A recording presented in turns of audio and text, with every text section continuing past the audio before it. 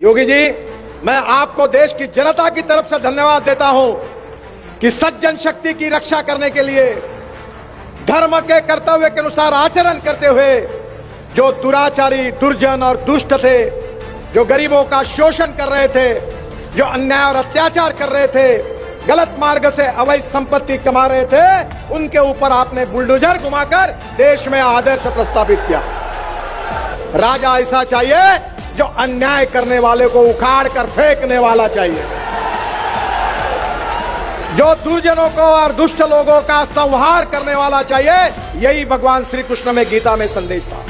बुंदेलखंड और महाराष्ट्र का बहुत पुराना रिश्ता रहा है। हमारे सबके जीवन में बचपन से छत्रपति शिवाजी महाराज हमारे जीवन के आदर्श है और स्वाभाविक रूप से उनका वर्णन किया गया था। यशवंत, कीर्तिवंत, वरदवंत, सामर्थ्यवंत, जानता राजा, निश्चय का महामेरु, बहुत जनासी आधारु, अखंड स्थिति का निर्धारु, श्रीमंत योगी। और वो छत्रपति शिवाजी महाराज और बुंदेलखंड के राजा छत्रसाल महाराज, इन दोनों के बीच में बहुत घनिष्ठ मित्रता थी। और 17वीं शताब्दी में ये जो नींव है मैत्री की, वो बहुत मजबूत हुई थी। वो देश के इतिहास में बहुत महत्वपूर्ण है। ये वीरों की भूमि है और इसी भूमि पर एक इतिहास बना रहे हमारे योगी जी। मैं आज देश की जनता की तरफ से उनको धन्यवाद दूंगा कि भगवान श्री कृष्ण ने भगवत गीता में एक बात कही, वो योगी जी के काम को देखकर याद आती है। परित्राणाय साधूनां विनाशाय च दुष्कृतां धर्म संस्थापनार्थाय संभवामि युगे युगे।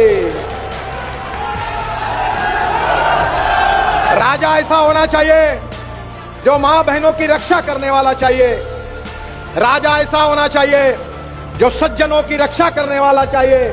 राजा ऐसा चाहिए जो अन्याय करने वाले को उखाड़ कर फेंकने वाला चाहिए, जो दुर्जनों को और दुष्ट लोगों का संहार करने वाला चाहिए। यही भगवान श्री कृष्ण में गीता में संदेश था। योगी जी, मैं आपको देश की जनता की तरफ से धन्यवाद देता हूं कि सज्जन शक्ति की रक्षा करने के लिए धर्म के कर्तव्य के अनुसार आचरण करते हुए जो दुराचारी, दुर्जन और दुष्ट थे, जो गरीबों का शोषण कर रहे थे, जो अन्याय और अत्याचार कर रहे थे, गलत मार्ग से अवैध संपत्ति कमा रहे थे, उनके ऊपर आपने बुलडोजर घुमाकर देश में आदर्श प्रस्तावित किया। मैं उत्तर प्रदेश की जनता तो आपके ऊपर खुशी है। मैं देश की जनता की तरफ से आपको बहुत बहुत धन्यवाद देता हूं, आपका अभिनंदन करता हूं। और आप इसी कार्य से आगे जाएंगे तो सही में अयोध्या में राम मंदिर तो अब निर्माण हो गया है, पर देश में राम राज्य निर्माण होगा, ये मेरा विश्वास है।